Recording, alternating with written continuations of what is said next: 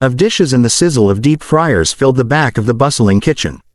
In the middle of this chaos stood James Thornton, the CEO of the restaurant chain, only no one knew it. Clad in a plain black cap, apron, and fake name tag that read, Jim, he blended in with the dishwashing crew, his hands already red from hot water and detergent. He'd launched this undercover mission to see how things really operated at ground level. Reports and spreadsheets never told the whole story. He wanted to feel the heat of the kitchen, hear the stress, see the pressure, and tonight, he got more than he bargained for. Across from him was a young man, thin, silent, and fast. His name tag said Luis. He didn't talk much, not even during short breaks. While others rotated out or grabbed a quick drink of water, Luis kept his head down, scrubbing relentlessly.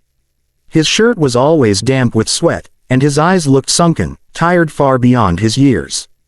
James tried small talk. Busy night, huh? Luis gave a quick nod, barely looking up. Every night, there was something strange about him. He didn't clock out with the others, didn't laugh at the cook's jokes, didn't eat the staff meal. Instead, he just kept working, first during the lunch rush, and now well past dinner. By the end of the shift, when most workers were heading out, Luis was still cleaning trays as if he had another entire shift ahead. James lingered, pretending to organize cleaning supplies just to watch. It wasn't just dedication, it felt like desperation. And James couldn't shake the feeling that something wasn't right. That night, instead of leaving through the front, he slipped quietly into the storage room near the kitchen, and what he found changed. The hum of the fluorescent lights above flickered as James stood quietly by the dish pit, watching Luis scrub the final mountain of plates. It was past midnight, the restaurant long closed, and yet the young man moved like he still had hours left to go. The rest of the staff had punched out hours ago, their laughter and footsteps fading into the night, but Luis remained, a ghost in his own workplace. James stepped forward, slowly, careful not to startle him. "Luis," he said gently, "you're still here." Luis didn't look up. "Still some pans left," he muttered, his voice hoarse from a long day of shouting over kitchen noise. James grabbed a towel, pretending to dry some utensils. "You worked the lunch shift too, didn't you?" Luis gave a small shrug. "Yeah, I do most days." James narrowed his eyes, concern tightening in his chest. "Don't you ever take time off? You've been here every day since I started. Double shifts almost every time." This time, Luis paused. His hands slowed. He looked at James, not with suspicion, but with exhaustion, like someone who had carried a secret too long. "I can't," he said, quietly. "If I stop, I lose everything." James leaned in, lowering his voice. "What do you mean?" Luis took a deep breath, wiped his hands on his apron, and looked down at the floor. "My uncle runs the kitchen. He said I could work here if I proved I was worth it. So I do what he says. Clean, cook, stay late. Sometimes I don't get paid for the extra hours, but he says it's just temporary. That once I've earned it, I'll be full-time. But it's been 6 months. James felt a wave of cold run through him. Luis continued, "I don't have papers. I came here because my mom needed help. She's sick. I sleep in the little supply closet in the back. It's better than nothing. My uncle said I couldn't tell anyone, or I'd be kicked out and reported." I believed him. James's jaw clenched. He had come undercover to look for broken systems, not broken spirits. And now, staring at this young man who gave everything and got nothing in return, he realized the company he built wasn't just failing. Someone inside was exploiting it. He looked at Luis again. This wasn't just about a dishwasher. It was about trust, about dignity, about how easy it was for the voiceless to be buried under dirty plates, unseen and unheard. But not anymore. James left the restaurant that night with a sick feeling in his stomach.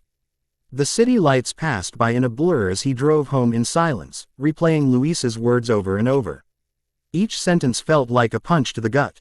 He had built this restaurant chain on promises of opportunity, fairness, and respect, yet beneath the surface, something poisonous had taken root. By morning, he was no longer Jim the dishwasher. Back at headquarters, in his tailored suit and office chair, James sat down with his most trusted HR executive. His voice was calm but firm. "I need every time card, every punch-in log, every payroll record from the downtown branch, going back 6 months.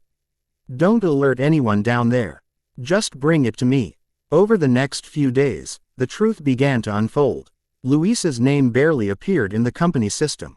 Only a handful of shifts were officially recorded, just enough to make it look legitimate.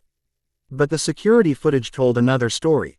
Luis was working long hours, nearly every day, always in the background, always in silence. James dug deeper and discovered a pattern. There were others like Luis, young men, mostly immigrants, some undocumented, some too afraid to ask questions.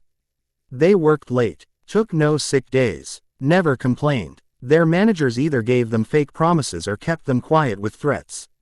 And at the center of it all was Luis's uncle, Raul, the kitchen manager. Raul had built a mini empire within the restaurant. He was trusted by upper management, praised for keeping labor costs low, and never raised suspicion. But behind that facade, he was running a cruel system, preying on vulnerable people, exploiting their silence for his own gain. James felt a mixture of rage and guilt. How had this gone unnoticed? How many other managers were doing the same?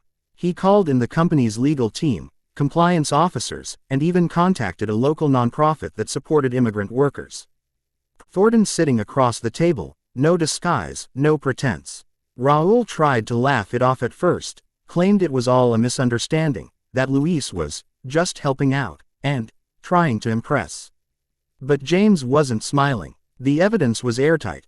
Timecard manipulation, housing violations, labor abuse. And worst of all, a betrayal of the very people the company was supposed to uplift. I built this company to give people a future, James said coldly. You turned it into a prison. Raul left the room in silence, escorted by security. But James's work was only beginning. That afternoon, he returned to the same restaurant, not as an undercover worker, but as himself. The staff gathered awkwardly, some nervous, some curious. Luis stood in the corner, eyes wide in disbelief. James walked up to him first. You've been heard, he said quietly. And you won't be punished for being honest. In fact, you're the reason we're changing. Luis blinked fast, unsure if he was dreaming. James led him to the center of the room and addressed everyone. He explained what had happened, without naming names, but made it clear, abuse had no place in this company. He outlined new protections for all employees, announced partnerships with local advocacy groups, and launched an anonymous reporting system available in multiple languages. Every branch would undergo third-party audits.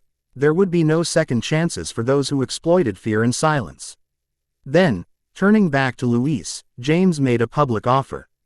If you're willing, we want to officially hire you. Full-time, legal help, safe housing, and training for a leadership role. Because people like you, you're not just the backbone of our kitchen. You're the soul of it. The staff applauded, some with tears in their eyes. Luis stood frozen, stunned, before finally nodding, overwhelmed. In the months that followed, Luis rose quickly. With training, mentorship, and proper documentation, he became assistant kitchen supervisor. He smiled more, spoke freely, and even helped train others who had once been too scared to ask for help. James featured Luis's story in the company's Undercover CEO episode. But he didn't frame it as a rescue story. He framed it as a wake-up call. To himself, to the public, to the entire industry.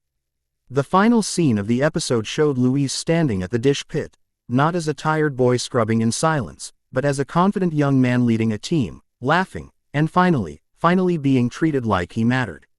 Because he always had.